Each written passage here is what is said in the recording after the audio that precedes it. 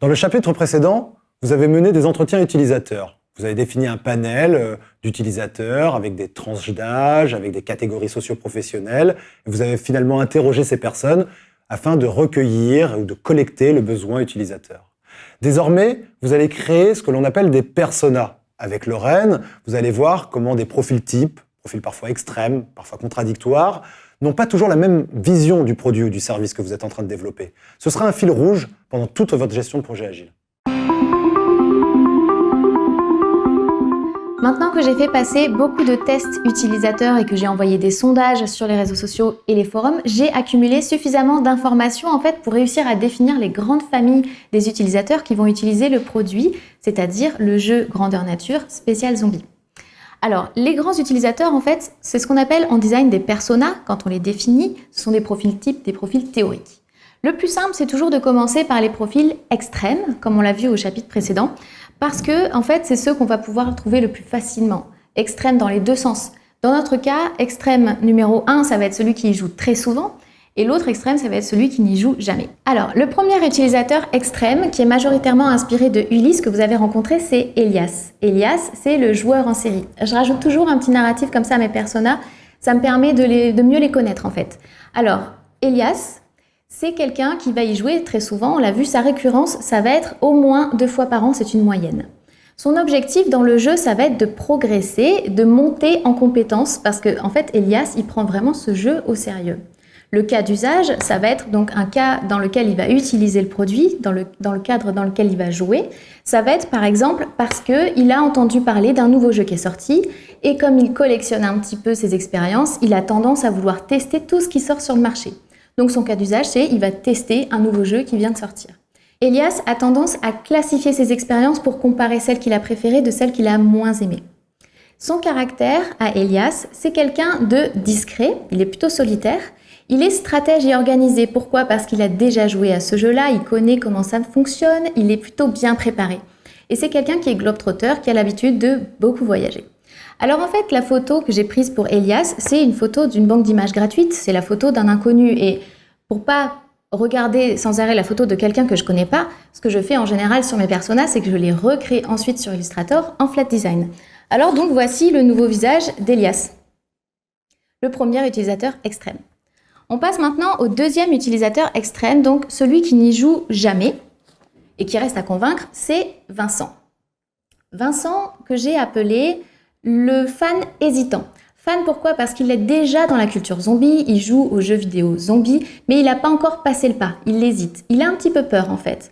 Et ses objectifs, dans le cadre où il va le faire, ça va être de plutôt surmonter ses peurs, de se dépasser, de se lancer un défi personnel.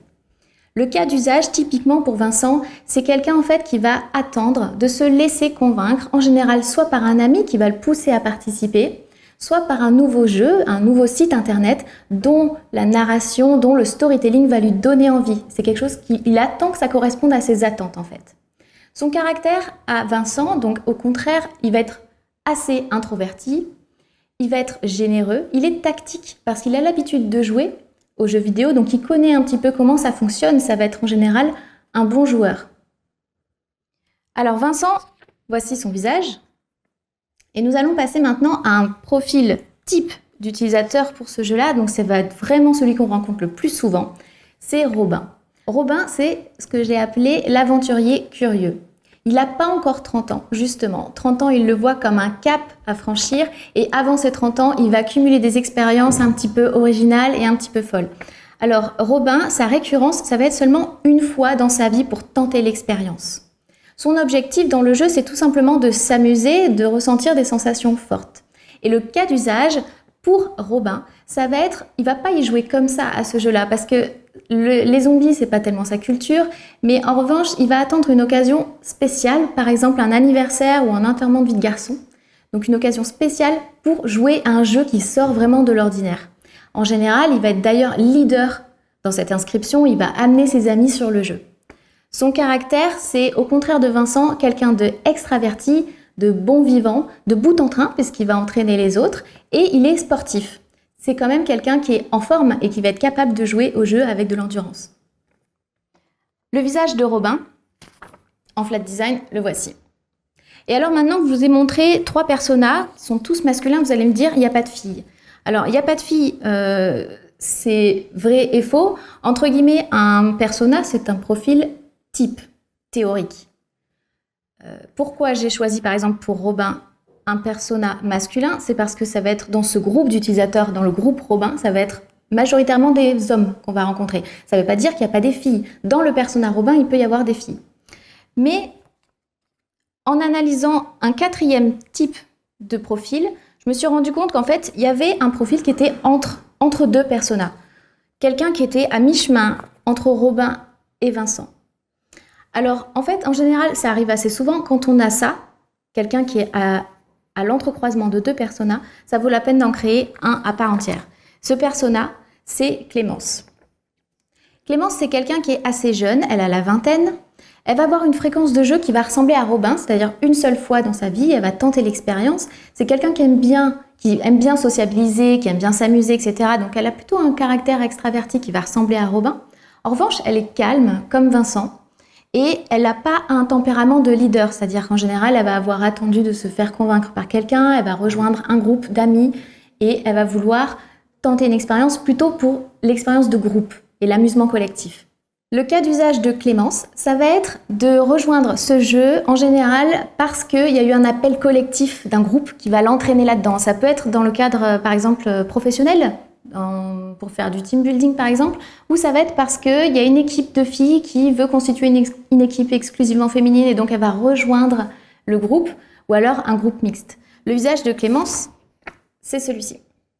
Clémence, c'est le 4e persona, donc j'en ai créé un de plus parce qu'il était à mi-chemin, vous l'avez compris, entre 2 personas. Maintenant que j'ai mes 4 personas, en fait, ce sont quasiment des personnes que je connais par cœur. Je les ai décrits dans ma tête, en tout cas, je les connais comme on décrirait un personnage de roman dans un livre, par exemple. Et c'est très important parce qu'il faut savoir les garder en tête tout le long du projet pour savoir qu'on va répondre à Clémence, Vincent, Elias et Robin en permanence. Lorraine l'a parfaitement montré. La technique des personas est un bon moyen de donner un visage humain aux utilisateurs.